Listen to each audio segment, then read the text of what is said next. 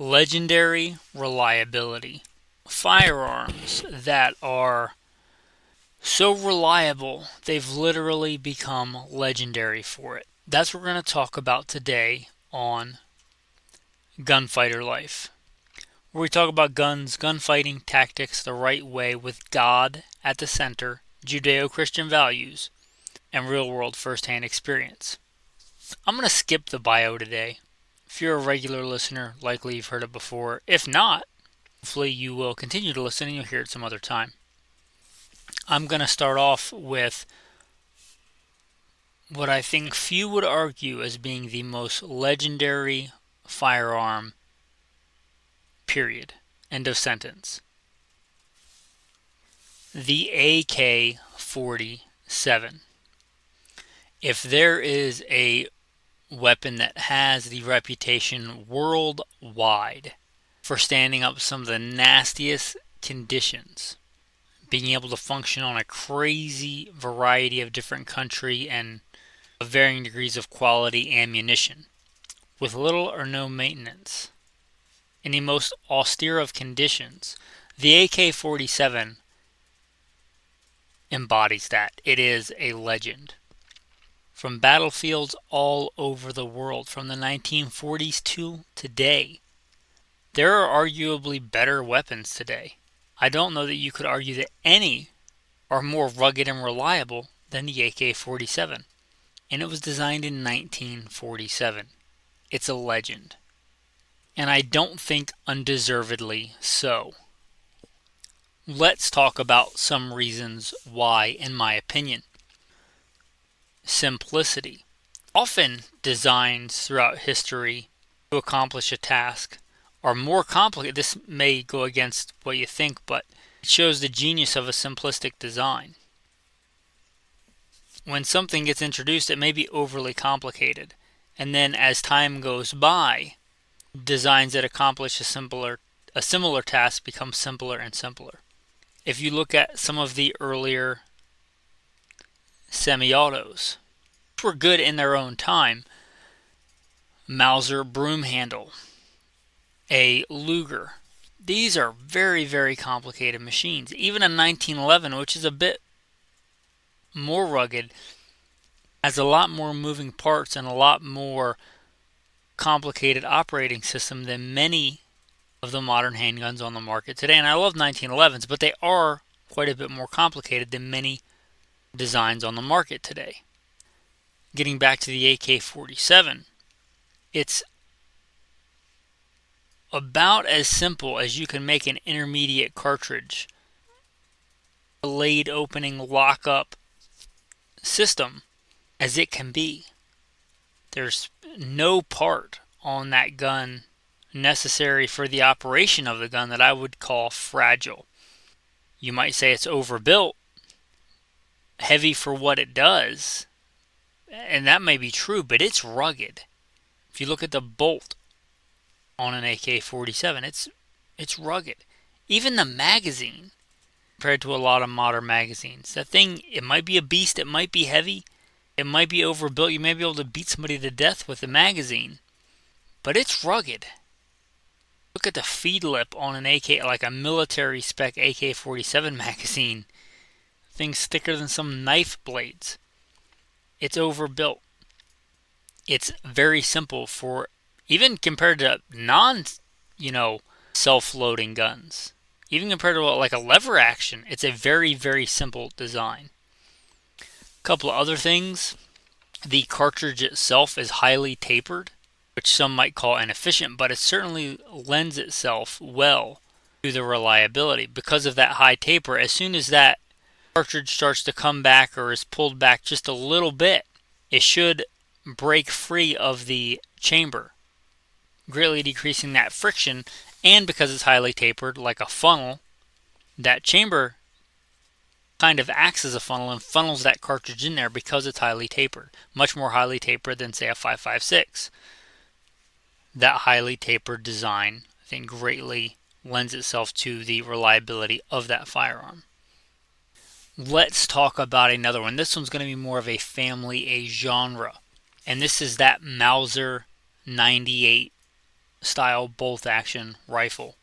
Bolt actions in general are known for being pretty rugged, but especially so the Mauser 98 family, and by family I mean many of the Mausers, the Winchester Pre-64, and the current production Winchester Model 70s, the 1903 Springfield, which is a pretty close copy, if we're being honest, of the Mauser rifle. We saw how good the Mauser rifle was. We copied it.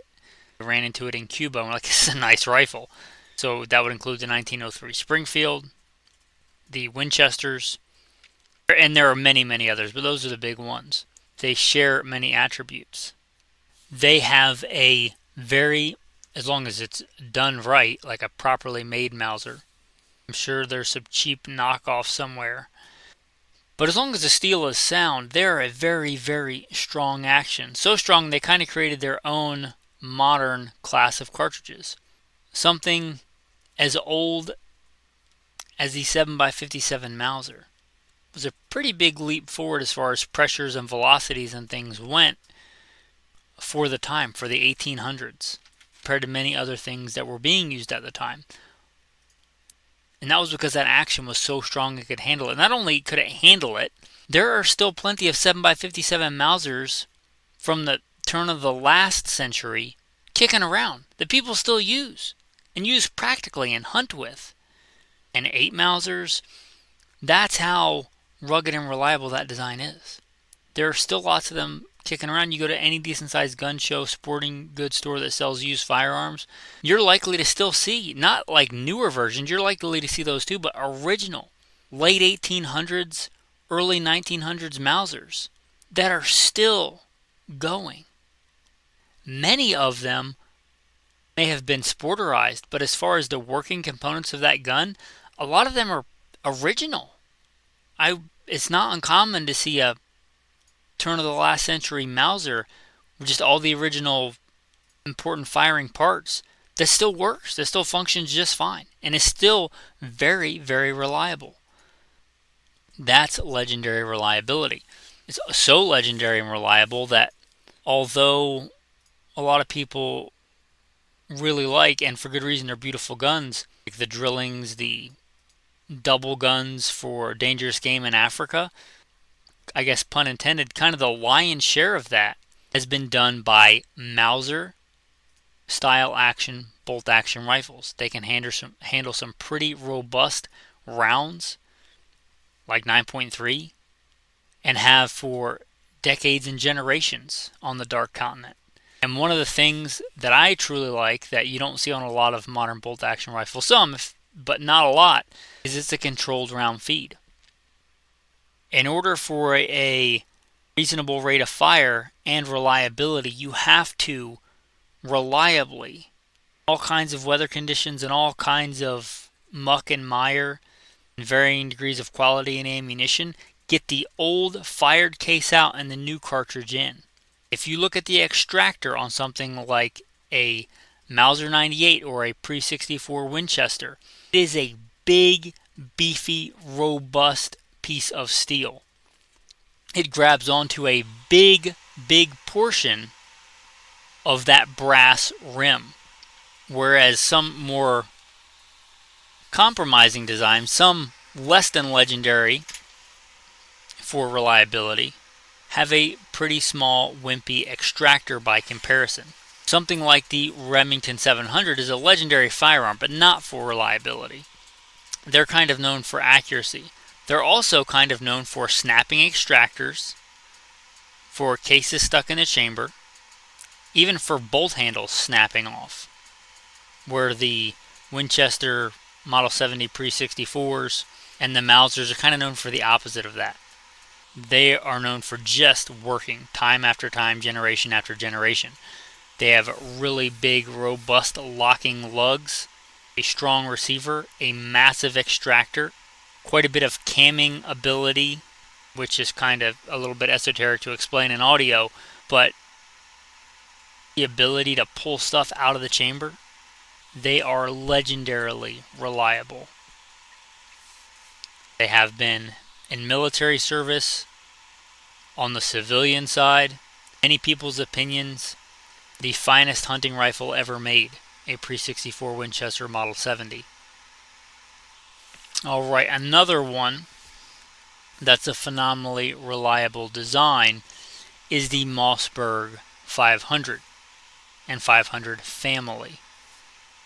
There have been many pump shotguns, and many have come and gone. The Mossberg 500 family keeps being produced. One of the big reasons is that it is so reliable. One of the things kind of different than we've discussed so far that makes the Mossberg 500 family so reliable is redundancy. It has 2 extractors. Talked about that part of that reliability is getting stuff in and out of the chamber. It has not 1 but 2 extractors. Redundancy. If one's not working quite right or one breaks, the other one should still work. And the odds of them both breaking at the same time, that's kind of like the odds of a parachute opens the vast majority of the time. But if it doesn't, your emergency chute should open. And they both fail, yeah, but the odds of them both failing at the exact same time are just way lower. The odds are just crazy low. Same if you have 2 extractors on a firearm. Because they're made reasonably well, it's going to be pretty good at getting that shell out of the chamber. Pump shotguns in general are known for being pretty reliable. You can apply quite a bit of torque. You can get pretty aggressive with a shotgun. In fact, one of the most common malfunctions you'll see on pump shotguns, if you run like a law enforcement class, you're teaching cops, you're teaching civilians to run pump shotguns, one of the major causes of malfunctions is not the gun, it's the operator, because they don't handle it aggressively enough. You can, and usually should, operate that action with some gusto, with some force. It's a tool designed to kill things, game and human beings. Handle it like that kind of machine, not like some Barbie doll wrapped in cellophane.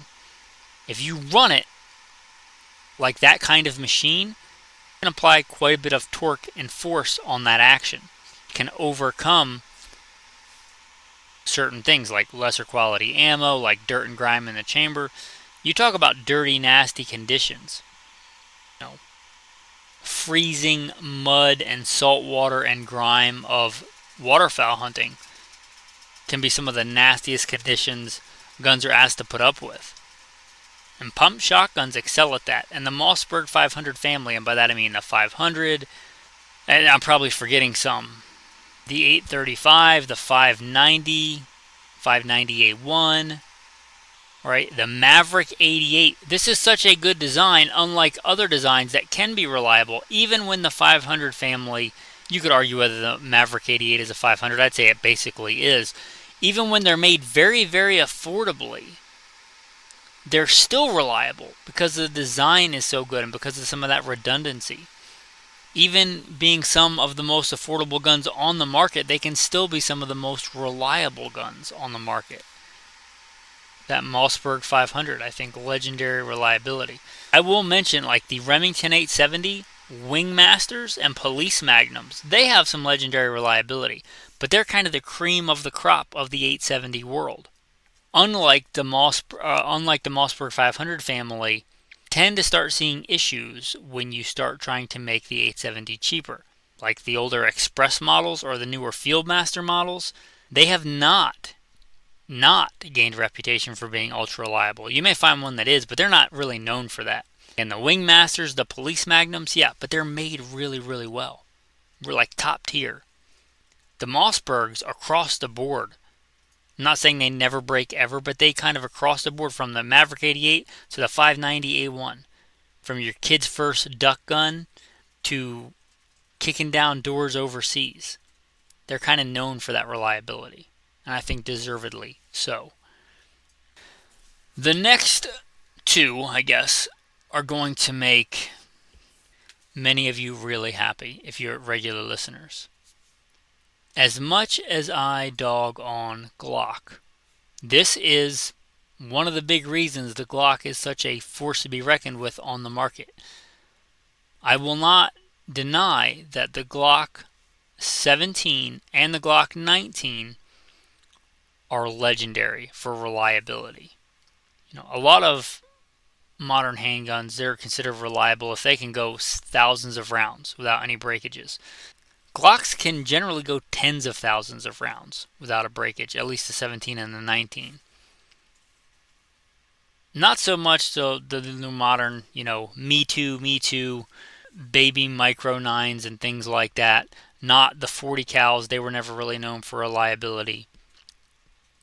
But if we talk about the OG Glocks, the 17 and the 19, they are known for that kind of longevity and reliability.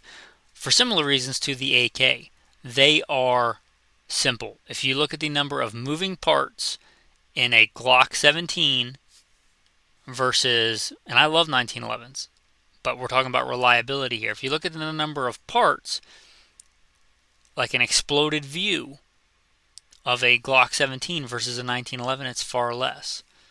They are very, very simple. Say what you want about polymer frames. You may not like them. You may not think they're as elegant or as refined, and I might agree with you. But you cannot argue with the longevity and the amount of abuse that a Glock frame can take. It just does. Not uncommon to see cracked frame. I mean, it's not unheard of. It is uncommon. It's not unheard of to see cracked frames in 1911s. To see cracked frames or forcing cones or stuff like that on revolvers. It's very rare to see or hear of a cracked Glock 17 or 19 frame. So, although you may not think it's as pretty or as elegant, those whatever kind of polymer they use in a Glock frame is crazy rugged and robust. No, it's not going to melt if you put it on the dash of your car. It's rugged and reliable. Also, they've had several different models of finish on the Glock, but they're all good. Like the Tennifer, the finish, and I'm not a metallurgist, but the finishes that they put on Glock pistols are some of the best for hard use that I've ever seen. I am kind of known for using guns hard. I'm kind of known for liking stainless steel because guns get rusty so easy. For scraping rust off of guns with a razor knife or something because it's just stuck on there. And I'm sure it can happen, but I've never seen a rusty Glock. And I've used Glocks a lot. And I've seen other people use them a lot. I've used them professionally a lot. I use one now professionally as a private security contractor because that's what the government contract requires. I will go to the bathroom on Glocks for a lot of things, for their trigger pull, for their ergonomics, for their lack of any elegance or refinement. But that finish is good. Again, I've never seen a rusty Glock. I'm sure it can be done. I'm sure if I tried to do it, I could do it. Some guns, especially like blued steel guns, tend to rust if you look at them wrong. The Glocks are just, their finishes, whatever Glock is doing to the finishes, from the Gen 1s to the Gen 5s, it's very, very good. It holds up very, very well. It's not quite impervious, but it's probably as close as you're going to get to an impervious finish. It's like people that I think just want to do something, take a Glock slide that has a really, really good finish from the factory, and they Cerakote it. Like, Cerakote's a really, really good finish compared to bluing, compared to steel in the white. But I'm going to tell you, I think the Glock Tennifer and similar finishes that come on a factory Glock are probably better. So probably leave it alone. If you want to Cerakote something, Cerakote the frame. This is plastic. That slick, pretty impervious finish on Glocks, that's just phenomenal. And they're simple. They've got pretty loose tolerances.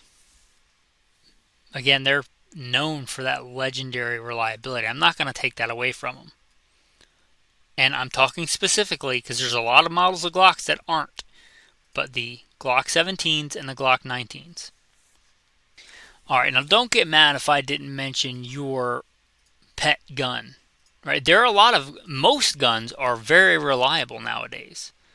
That's not the nature of this show. That's not the esprit de episode. It's not the spirit of the episode. This is about legendary. The guns that are so reliable, they are legendary, not just for being a good gun, but legendary in the category of reliability. We could do a whole other one on accuracy, like the Remington 700 or the P210, but legendary reliability. And we're blessed to live in a world of very reliable, very well-made guns. And even in that world, these makes models stand out as being phenomenally reliable. Hey guys, I hope you enjoy the content. Hope you will consider supporting the show. Make sure you're like, subscribed. Please share the show. It's how the show grows. Hopefully the show was a blessing to you. If so, try and bless somebody else with the show and share it. With that, your tactical tip of the day. Part of the reliability of a firearm is not just the firearm itself. The magazine is a big one. If it's a design that takes magazines, magazines are a big one. But the tip of the day, ammunition. When it comes to ammunition,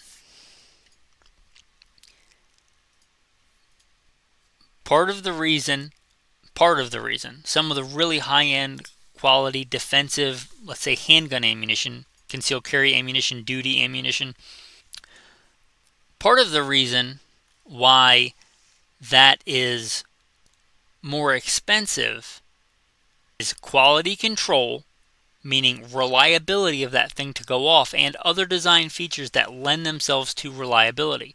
Nickel-plated cases. You may not always want a nickel-plated case. Much like the finish we talked about on a Glock, nickel finishes are slick. They can be more impervious to corrosion and things like that. You might see something like a nickel-plated case.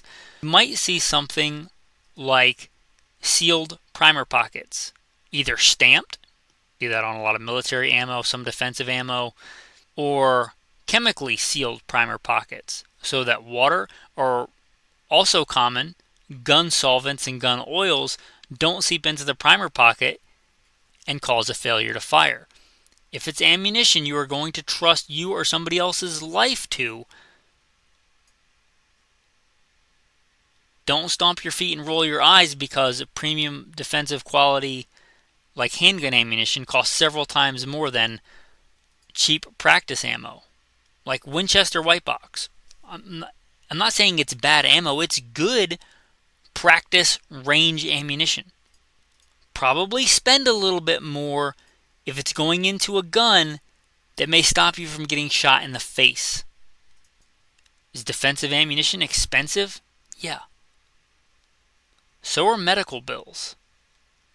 So is a casket, to put it bluntly. Spend the money.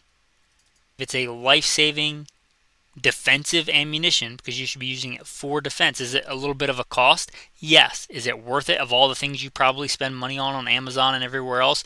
Yes. Spend the money. And I'm not even telling you to buy this brand or that brand. I don't take sponsors on this show, right? So you pick whatever company you want. There are many companies and many different loads that make good premium quality defensive ammunition. Part of the reason for that is that reliability. So consider that. Maybe consider a round that's known for really premium quality and consistency and quality control. Human life is precious. It's worth more than silver or gold or paper. On that, let's roll into the tactical verse of the day.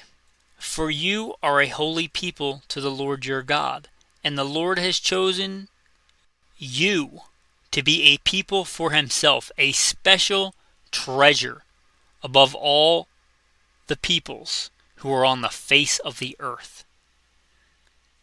Thanks for listening, and have a blessed day.